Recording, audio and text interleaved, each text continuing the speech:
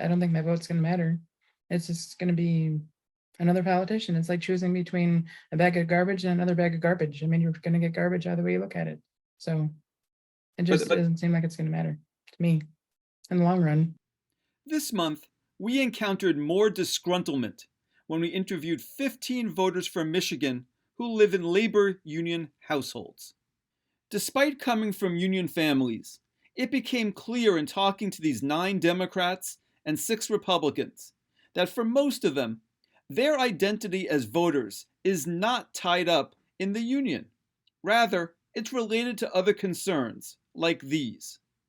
I would say being a parent and also being an educator, providing and sacrificing everything to make sure that my students and my child succeed. Being a conservative Christian. I think just growing up with a strong Democratic family is probably the biggest factor for me in what shaped my voting preferences. Relevant to me today, I would say being a parent, being a mom, being a woman, and being middle class is what fuels my vote mostly. None of these respondents think that former President Trump's policies are pro-union, yet 6 of them say they plan to vote for him in a rematch against President Biden. Here's how they explain their thinking, starting with an exchange I had with Larry talking about former President Trump. Larry, why isn't he pro-union? He's a Republican. He's about making money. He's about work, getting things done. That's what Republicans do. Why isn't that pro-union? Well, if there's work there and you're in the union, you're making more money when you're working. I guess you call it the trickle-down theory. Okay. I guess I'm trying to understand what I'm still a little confused about this. Why isn't he why wouldn't you describe him as pro-union? I understand that he works with unions, but why isn't he actually pro-union? Well, he's not anti-union. I know you're supportive of him. You would plan to vote for him again. Yes. So but explain to me how someone who was in the UAW for 30 years, you are looking at him and you're saying, I would vote for this man even though he's not pro-union. And the union did things for you that you thought were good. I look at what he did with NAFTA. He rewrote NAFTA, which was a disgrace to this country and to the automotive industry. That Okay. was a huge help. That to me is not being anti-union. It was helping. I get that, but why isn't that pro-union? Why don't you? When I asked whether he was pro-union, why didn't you go, hell yeah, he's pro-union? Because I don't think he is. I think he's pro get people back to work. It doesn't matter if you're union or not. Jessica, you're going to support President Trump again this year. Why wouldn't you describe him as being pro-union? I think I would vote for Trump. However, I don't think that he has helped our union workers very much.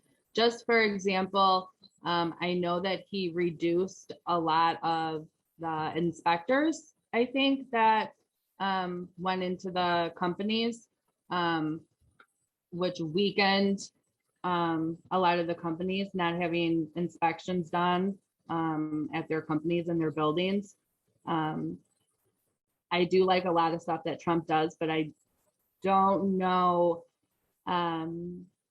if he helps our union workers. So if he doesn't help the union workers and you've got family who's members of a union, why would you support him? I feel that's a tough question. I guess it's one of those flip a coin. I just feel that Biden as a whole, or let me rephrase that. I think Trump as a whole can do more for our country. But yes, as a union family, not so much. So it's hard. I don't have a right answer. I guess I don't have a good answer for you. Because he did, kind of hurt our union workers. But I still feel strongly that Trump would lead our country better than Biden would. I believe that sometimes union, at least, I don't know about the UAW, but at least in this type of union that my husband is in, they don't always represent the worker very well. So in our case, it hasn't been that great of an experience. So even if we didn't have the union, it wouldn't be hurt feelings, I guess, if you want to put it that way. So I guess that doesn't come into my decision making whether or not to vote for Trump about the union part. Because I think he's pro-worker. I think he knows how to get jobs out there. This taxing the rich and everything, that's all great, except for the rich are the ones that provide the jobs. If you tax them too much, they're going to go to another country and there will be no jobs. I think he's more about the workers as a whole, not just the union. While President Biden's policies are viewed as far more pro-union, his challenge is that a number of these union households are critical of unions. Francisca, for example, tells the story of how the union failed to come to her aid when she needed it. I worked in a different district for 14 years as a teacher, and I was at top of the payment. And then I taught Spanish and French. And then I was suddenly told I was going to be part-time, and they gave my job to a young teacher who was being paid, peanuts, and nobody saved my job. I had to go to a different district. I lost all my steps. I lost $35,000, and I had to start again at no steps. So now I've been at this second district for 7 years, and I'm 58. I'll never get back to the pay steps that I was, because I'll be retiring in about 5 years, and nobody helped me. Well, the union sold the workers out years ago, even before any of these presidents was in office. They let the big corporations come in and feed them a handful of crap. And at that time, a lot of unions, presidents and vice presidents and local leaders were taking kickbacks. It just doesn't promote good work ethic anymore. You have just people that just don't do their job and they are still protected, and then you have the people that do and they don't go up either. They're not promoted, they're not given raises, they're not treated the way they should be. For my husband, he says, always talks about the same thing: preferential treatment to certain people, to certain races, pay.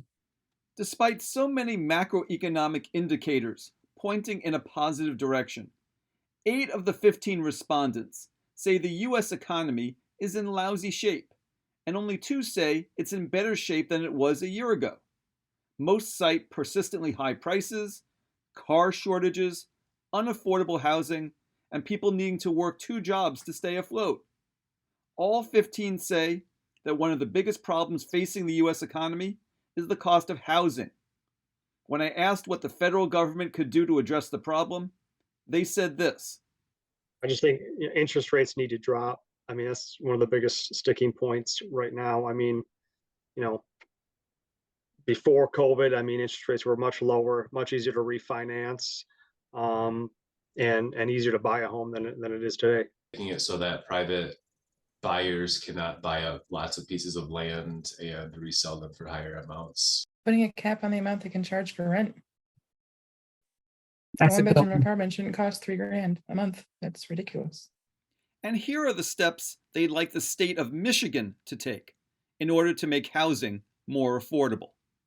Subsidies for first-time home buyers that are easily accessible, and then rent protection, stronger law for current renters. So basically, programs that could help you throughout a hard time, a hardship that you're having, kind of like how student loans, you can, go through a deferment maybe, or a program that just helps pay maybe during a tough time. I'd like to see loans for non-first-time home buyers. I understand they want to help people with those too, but what about the people who have to relocate and to move? I've already bought a home. I've already bought 2 homes. So if I need to move and go somewhere, why can't I get some sort of a loan that would help with that as well? I think they should lower the property tax.